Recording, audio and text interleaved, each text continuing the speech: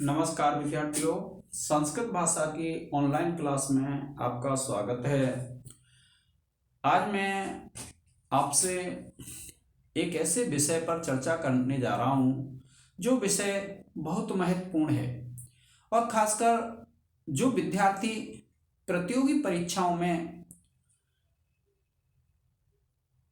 Target कर चुके हैं, अर्थात जो अपने जीवन को सुरक्षित बनाना चाहते हैं और जो नौकरी प्राप्त करना चाहते हैं, और जो संस्कृत माध्यम से जिन विद्यार्थियों ने एलटी ग्रेड की परीक्षा दी है या फिर पीजीटी की परीक्षा देने वाले हैं या फिर जीआईसी लेक्चरर उत्तर प्रदेश की परीक्षा देने वाले जो विद्यार्थी हैं, उन विद्यार्थियों के लिए सबसे जो महत्वपूर्ण बिंदु है वह यह है कि वे विद्यार्थी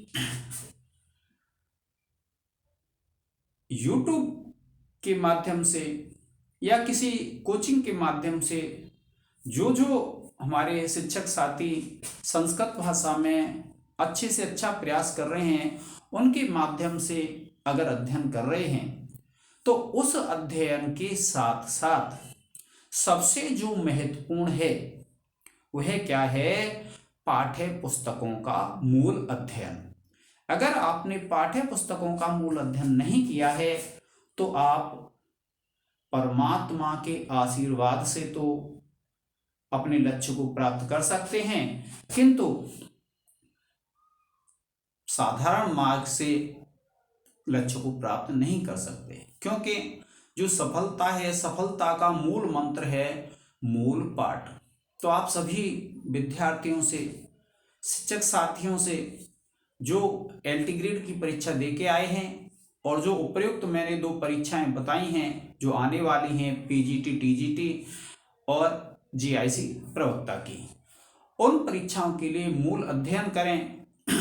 और मेरे प्यारे साथियों, जो विद्यार्थी कुछ यूट्यूब चैनलों के द्वारा भ्रमित कर दिए जाते हैं तो यूट्यूब चैनलों पर ज़्यादा ध्यान नहीं दें।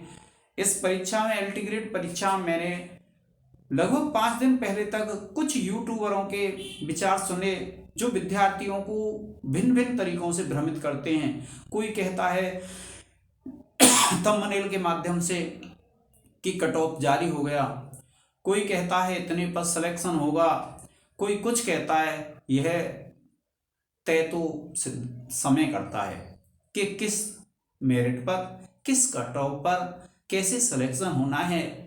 आप तो संस्कृत के विद्यार्थी हैं और आपने पढ़ा हुआ है भगवत गीता का श्लोक कर्मण्येवाधिकारस्ते मा फलेषु कदाचन। तो आपको कर्म करते रहना है। कट ऑफ आदि तो आयोग का काम है, सर्विस देना आयोग का काम है, परीक्षा लेना आयोग का काम है, लेकिन परीक्षा के लिए तैयारी करना और तैयारी के साथ परीक्षा देना, ये क्या है? एक परीक्षार्थी का जिसने उसमें फॉर्म डाला है उसका कार्य है।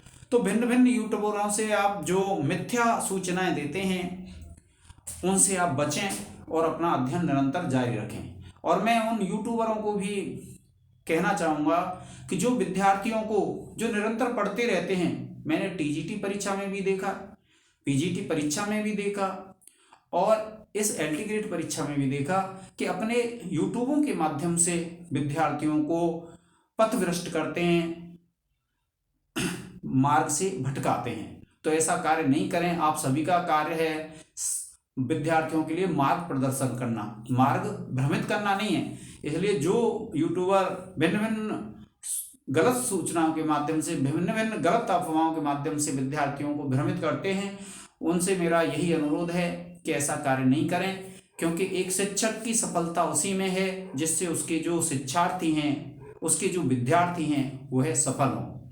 तो मेरे सभी विद्यार्थियों से जो एलटी ग्रेड की परीक्षा दे के आए हैं और मुख्य परीक्षा की तैयारी कर रहे हैं, उन सभी से मेरा यह अनुरोध है कि आप सभी